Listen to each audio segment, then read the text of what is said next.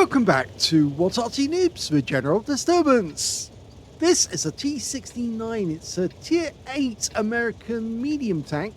It's located on the south spawn of Cliff Encounter and it's under the command of Panzerpenguin. And he's in platoon with Santander in the T77 and also another teammate is Big Red Panzer in the 53 TP. Game on! Well, this is an American oscillating turret autoloader, which came into being in 1955. It was basically a response to the French autoloading tanks. This one is kind of like a much bigger and fatter version of an AMX 1390, but it is a medium tank. Now, it can either have the 90mm gun with a 240 Alpha, 200mm of pen, or it can have the 76mm with a 150 Alpha. Okay, he's elected to have the 90mm, only 4 shots, but it can do a fair bit of damage. Ow!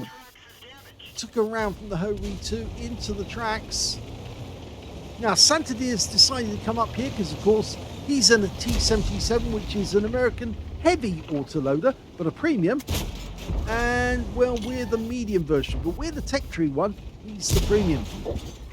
So we get 1 round into the A phase 1, bounce the next round, and bounce that one. Standard reload 23.01 seconds, but you can see here that Panzerpenguin's got it down to 21.92. Now this is a 2 replay video because we've actually got another one from Panzerpenguin at the same time. Okay, we've got a Conqueror over there. He's showing us his rear, but not much else. Oh, he's got his front. Okay, well, we'll take 1 in. 2nd. 3rd. And the last one. 2 seconds intra-clip reload. Now, we don't know if those last 3 connected, but I suspect one of them must have. Now, you can see straight away there's not much to aim at on the turret. It doesn't have much in the way of weak spots on this vehicle.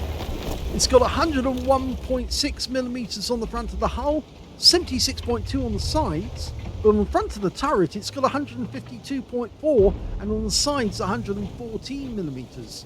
It also does 9 degrees of under pressure, which means you can go hull down with this thing and they can't see much except a very strong turret. Okay, that one did critical damage to the tracks and he empties the last round in. That tank has actually taken a fair bit of damage. And our TS-54 is not looking too healthy either, and he's taking a few rounds.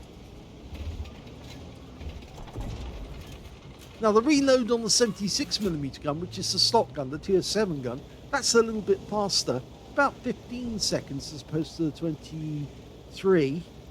So it's a bit quicker, and it does have 1 extra shot.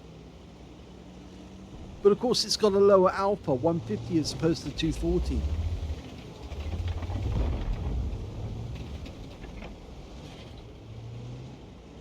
Top speed of this thing, 51.5 kilometers an hour. Now they actually did build it and it did undergo trials in the 1950s, about 1955. And the trials finished in 1956, but it didn't get accepted.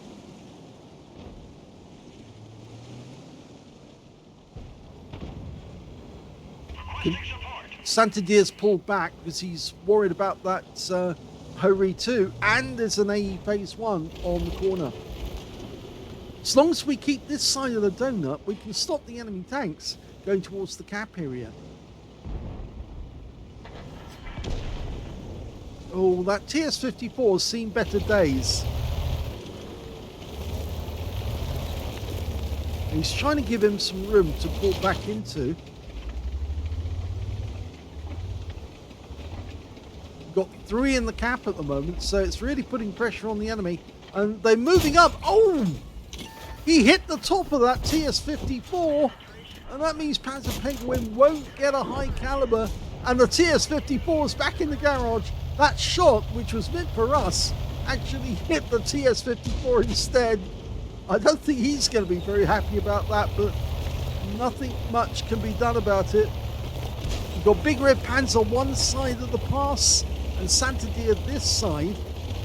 And remember, Santander is a premium, but he's also got an autoloader, and he's got a longer reload time than we do. But I believe, if I'm correctly, he's got a 3-shot 120mm, if I'm correct. So we've got 4 shots, but only 90mm. We just got spotted by the Hori 2.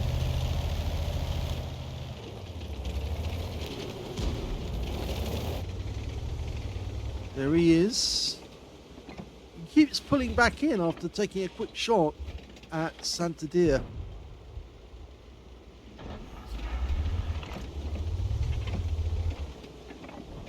I can't see him. And again, we get spotted. Ooh, Santander got around into him.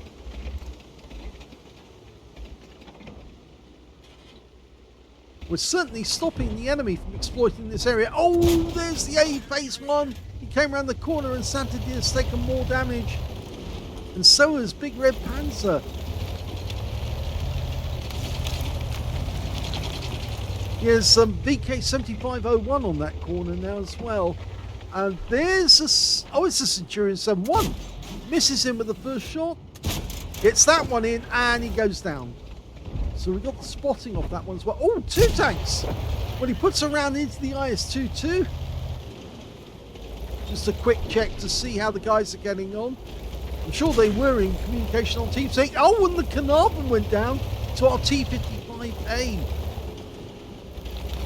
Okay. Well, we're still in reload, but we will be loaded shortly. The IS-2's making for the cap. We've only got 1 in the cap at the moment. That's 1 shot in. That one hit the tracks. That went in. Missed the last one. So 2 out of 4 there. Oh, he's got caught up on the wreck. Oh, now there's the Jagdtiger near the cap. Oh, he's so lucky. A shell from the Conqueror. And that's a 120mm round. Just hit the tracks and didn't pen. Didn't go through the armor.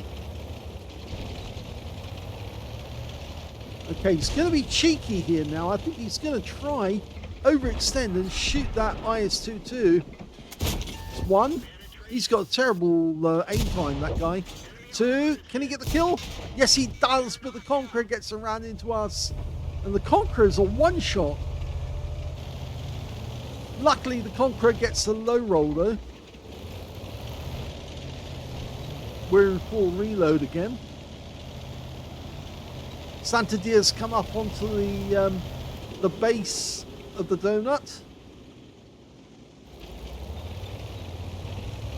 At the moment, the enemy must be really having problems because we're controlling the battle through owning the lower part of the donut. We do have somebody in the cap area. Oh, enemy tank just on sight. So Progetto, and he goes down with 1 shot. Nice. Is that Conqueror? Yes, we can take him. Oh, it hits and doesn't pen. And did we lose one of our guys? We lost Santander. And now we've got an A phase 1, but Big Red Panzer comes to the rescue, takes him down. So we almost got shot in the rear there. But we lost Santander. Okay, where is that Conqueror? There he is. Looks like our teammates are now moving in on the Conqueror. Now, he might be forced to back out from behind that rock any second. We might be able to get the kill on him. Currently got 2 kills.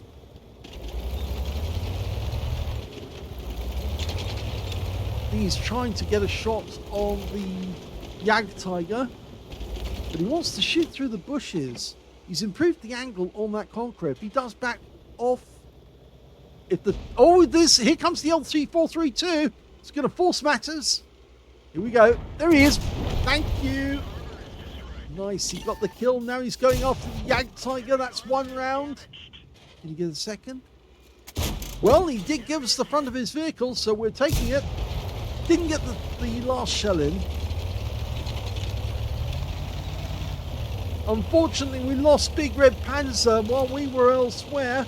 And now the VK75, wow, that's a 128mm round.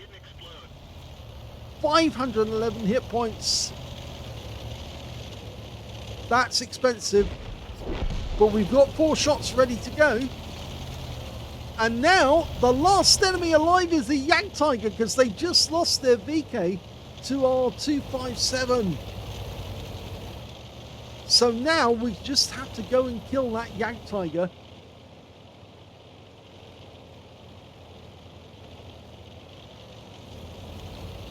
So 3 kills to panzerpenguin, 1 kill to Big Red Panzer, 1 kill to Santander, and the Yak Tiger's come down from his perch, and he's now just sitting in the middle of the field. 1 shot in. Can we get another one in? No, that one hit the dirt. He's decided to try and climb up on top.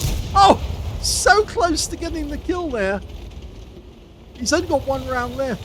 If he pops the reload, it's another 20 seconds before it'll be ready. And that Borsig could be in danger.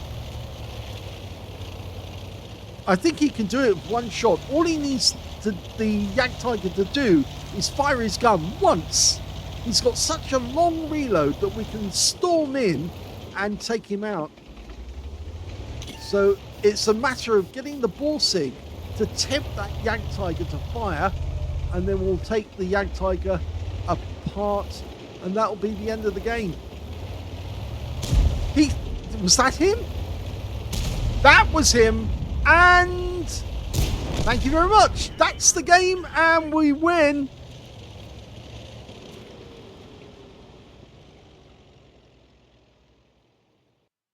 Here's the end of battle stats, and that was the first ace tanker for panzerpenguin in the T69. You can tell it's his first ace tanker because he's got the scrolls underneath. You only get that the first time. He also managed to get a fighter badge for getting at least 4 kills. He got 4 exactly. Sharpshooter for getting 10 or more consecutive shots on the enemy, as well as a fire for effect for doing more damage than the hit points for his own vehicle. And on top of that, he picked up a Leather Slaves medal. Yes, he managed to kill 2 enemy tanks or tank destroyers in a medium tank, at least 1 tier higher than himself. Let's have a look at his win rate. It was 8,895, which is Super Unicum standard. Let's have a look at team score. Well, we can see he did get the highest damage in the game, but no high caliber. I think it was that shot that he fired that actually hit the TS-54 that disqualified him. And the next highest scorer in the game, which was the AE Phase 1 with 3,831, he didn't get a high caliber either. So I suspect they didn't get 20% of the enemy hit pool, either of them. But the third highest on damage turned out to be the Object 752 with 3,518 hit points. When it came to kills, we can see the high scorer again was panzerpenguin. 4 kills to him, 3 kills to the T55A and to the Progetto 46. And he managed to get an Oskins medal in that game with 3 kills. And also the T55A got 3 and the 257 got 3 as well. And 2 kills went to the Object 752, the guy we accidentally shot, the Conqueror and the Yak Tiger on the enemy team. When it came to base XP, we got that one, yes. So he's got the top in all 3 columns, but no high caliber. 1,500 base to panzerpenguin. 1,038 went to the T55A, 1,006 went to the Object 752, and they were the only tanks who managed to get over 1,000 base in the game. Santander got 2,226 hit points, 1 kill and 917 XP, so he was in 4th place on XP. And we can see Big Red Panzer managed to get 1,864 hit points. He also got 1 kill and 879, so they weren't far behind panzerpenguin when it came to damage, as well as, well, about half panzerpenguin's damage. But of course, he was in the nippier tank. Let's have a look at detail. 37 shots fired, 26 direct hits, and 19 penetrations. You get 40 rounds of ammo, so you still had 3 rounds spare at the end of the game. 26 direct hits, 19 penetrations. Well, it did help that he was firing nothing but heat. And 3,947 hit points of damage, of which 626 were at more than 300 meters. 4 hits received from the enemy, 2 penetrations, 2 non-penetrations. He was lucky about some of those because the shells actually hit the tracks. I think if that shell from the Conqueror actually was sucked in and didn't actually go through his armor, if that one had actually connected, then he would have been in a bit of a pickle at the end of the game because he would have been on minimal hit points. But he did block damage of 400 from that shot. 1 enemy vehicle spotted, 7 enemy vehicles damaged, 4 killed, 828 hit points of damage assistance, and he got 1 defense points when he reset the cap. On a premium count, he actually made a loss of 106,576 credits, and it's all down to that ammo, using nothing but heat. And he also got 4,500 experience points out of it as well. But at last, he's got his ace tanker in this vehicle, and I'm sure he'll be doing more of them as they come along. So that's the end of this first battle and first ace tanker. Let's have a look at the second replay. In the second replay, this time round, panzerpenguin has elected to use the UDES, and so is Deer. They're both in the Tier 8 Swedish tank destroyer. Now, this has got a fixed gun, but it depends on if they've chosen to use the 105mm or the 90mm gun. Let's have a look. Well, they've chosen to use the 105mm. It does 390 alpha. It also has penetration 286mm with standard APCR. Actually, 288 actually. Okay, let's see how they get on. Well, it's quite a crowd going through this side of the map. And I think they want to get to the perch so they can shoot on the enemy from there. But I'm afraid they've been kind of crowded out by that chieftain. Now, this thing does have good gun depression. 14 degrees in total. Deer is into his siege mode already. This is one of the first tanks that was actually aimed using hydraulic suspension. Never got put into production. It was a blueprint Sony design, and we've got targets. First shot goes in, and he gets a hit. 348's a low roll.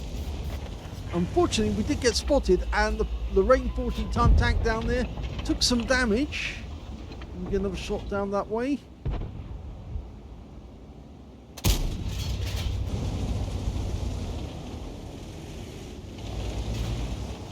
Just checking. Deer's lost some hit points. Oh, now that was useful. Kilana took a hit. And it's a high roll at that. Now the armor on this tank is very, very thin. 20mm thick. Oh, and we lost a is it Scorpion? Yeah.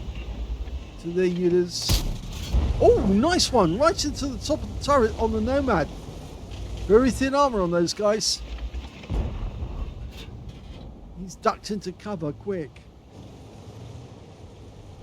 Just checking to see to our right. And we just lost an ISU 152. And that was a BZ176 who got the kill.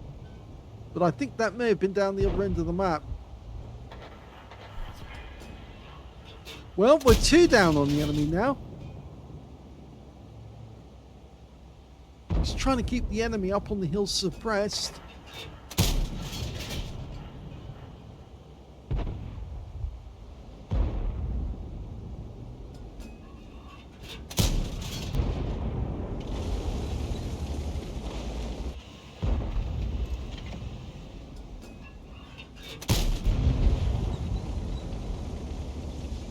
Well, you can see that Deer has lost even more hit points. Now he's down to 167. In fact, he's a one-shot. Creeping up. Somebody's up there. Somebody was taking rounds. Oh, that one went straight over.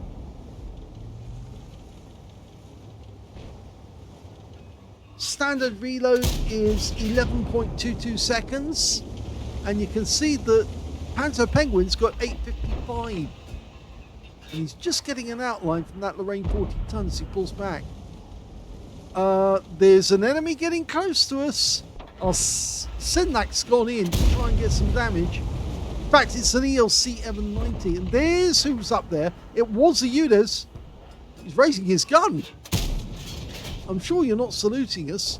And if you are, well, you did manage to get a fair bit of damage. And I think, unfortunately, some of that damage was on Santander. So a few of our rounds may have actually struck target. There's the ISU. That was the guy who was taken out by the UDES. Okay, changing position. As you can see, this tank does drive back as fast as it... oh, not quite as fast. It's actually 20 kilometers an hour slower on reverse than it is going forward. 70 forward. It's known as the mountain goat for the fact that it can actually climb. And of course, that big 14 degrees of gun depression. I think they've decided the best thing to do is actually try and defend the cap area. So he's gone into the woods, and I think Santander's going to join him. Okay, he's gone to siege mode. Zenlak's coming back to spot for us. There's nobody down in the south. Everyone got wiped out there, so we're expecting the enemy to come in from that direction. Zenlak just needs to keep them lit. Oh, somebody's shooting in our direction, though. Santander's staying low. He's going to use the ridge line. And the first shot's a kill on the AMX AC-48. But we lost... Oh, we haven't lost anyone. I thought for a second we'd lost the Zenlak. Nope. But the enemy is getting close. There's a Kalana down there. One shot will take him out. And it does. I hope that Zenlak stays safe, though. We've got an UDES 14.5 nearby. There he is. Keeps poking out. I think he's trying to tempt us to shoot. Ah, ricochets off. So he does know now where we are, but he didn't see us there. He knows we're in this general direction. It was probably a wise move for Santander to stay low, so it kind of splits their fire. We've also got a Barask who's hiding in the tree line just off to the west of us. And he's going to be rather busy now because the enemy is coming in. And if we do shoot from this angle, we're more than likely going to get spotted. Yeah, we fire around in. Were we seen? No, we were not. So we're okay. Okay, so Shrek, he goes down. Now the Barask is in trouble. There's a Caliban there. Hello, Mr. Caliban. Take a round. Low roll. He's looking in our direction. Now he can see us. And in fact, so can the enemy down to the south. There's the Emil. He takes a round. We took a round in the tracks. We really need to come off this area. Oh, he takes out the Nomad. What a shot, but we've got a badly damaged engine now. Unfortunately, our repair kit's on cooldown, so we can't do anything about it at the moment. But that Barask is still holding back the Caliban. And we took another round in the tracks from the Emil. Of course, this tank aims with its tracks. Uses the hydraulic suspension to adjust the aim. Okay, we've fixed it. There's the UDES. Oh, it wasn't the UDES. Sorry, it was an AMX. But Santander got the kill. Okay, they're moving about now. There's the Caliban. Barask is trying to tempt him. It's going to take at least 2 shots to take him down. The BZ's over there as well. A lot of jockeying about here. He's going after that Caliban. We've got no shot in that direction. Talk about split directions. There's the Emil. We can hit him in the body. We're turning very, very, very slowly. And one shot takes him out. So that's 4 kills now. The BZ's just on that corner. He knows where we are. He's looking in our direction. We didn't shoot, so he couldn't get a clean shot. He doesn't know where we are. The Barask is still doing a good job. They've lost their UDES. Barask got him. Barask takes a hit from the enemy Arty. There's the Caliban. Only gives us the top. Yes, that's enough. Okay, so now we've got 1 round of standard ammo left. There's the Lorraine, the enemy Arty.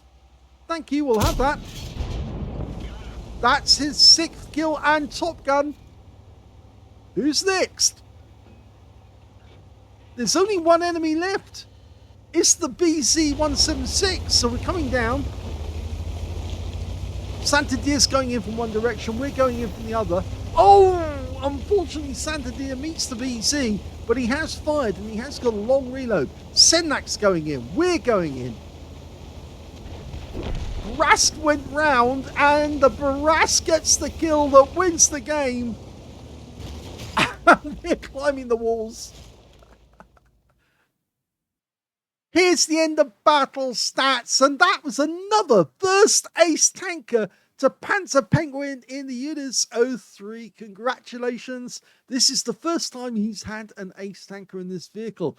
He got a Reaper badge for killing consecutive enemies with consecutive shots, as well as a fire for effect for doing more damage than the hit points of his own vehicle, Master Gunner for getting 5 armor-penetrating shots in a row, Duelist for taking down 2 tanks who damaged him, and a Bruise Medal for getting at least 5 critical hits. In this one, he managed to get 8. He did get the High Caliber in this one for doing the most damage in the game, and he got a Top Gun as well for getting at least 6 kills. He couldn't have got a Radley's because there wasn't enough enemies left, but the win rate was 9,180, which is super unicum and a lot more. Let's have a look at team score. Definitely the highest damage, 4,945 hit points went to panzerpenguin. The second highest damage went to the Barask, who put up a hell of a job trying to fend off the enemy and stop them from moving in from the west. 4,095 hit points went to him. Third highest damage went to the BZ-176 on the enemy team, 3,814 hit points. And we can see that the other UDES, Santander, he actually got 1,308 hit points, 1 kill, and 625. When it came to base XP, actually I should say kills first, 6 kills went to panzerpenguin, he got the highest. 5 kills went to the Barask, 4 kills went to the BZ-176. And when it came to base XP, it was the Barask who did the best here. 1,339. He was actually doing spotting as well as actual damage. 1,204 went to panzerpenguin, and 1,085 went to that Senlak. And the Senlak got the patrol duty out of that one as well. And the ELC M90 on the enemy team also got a patrol duty. So he's got the top in damage. He's got the top in kills and got second place on base XP. And yes, we did give out our platoon mates figures earlier. 26 shots fired in this one. You get 40 rounds of ammunition in the UDES with this gun. So he didn't even use that much ammo. 16 direct hits, 15 penetrations, 4,945 hit points of damage, of which 4,342 were at more than 300 meters. So you can see most of the shots at long range. 5 hits received. 2 of those were penetrations, 3 non-penetrations. It's very lucky. They couldn't actually see him up in the sniper's nest for some of the time, and he dropped off their radars after they got hits, but they knew generally where he was, and so they weren't firing into his tracks, and that was immobilizing him, stopping him getting even more damage. But he still managed to stay alive. He got 9 enemy vehicles damaged, 6 killed, and he earned a profit in this game of 14,787 credits, and he took away 3,612 experience points. So congratulations on getting 2 ace tankers in this in these games, in this video. The first one in the T69 on Cliff, and the second one on the UDES 03 on Arctic region. Very well done. Hope you enjoyed those replays. If you did, please give this video a like. Do subscribe to our channel. Leave a little comment down below because it feeds the algorithm. And thank you for watching.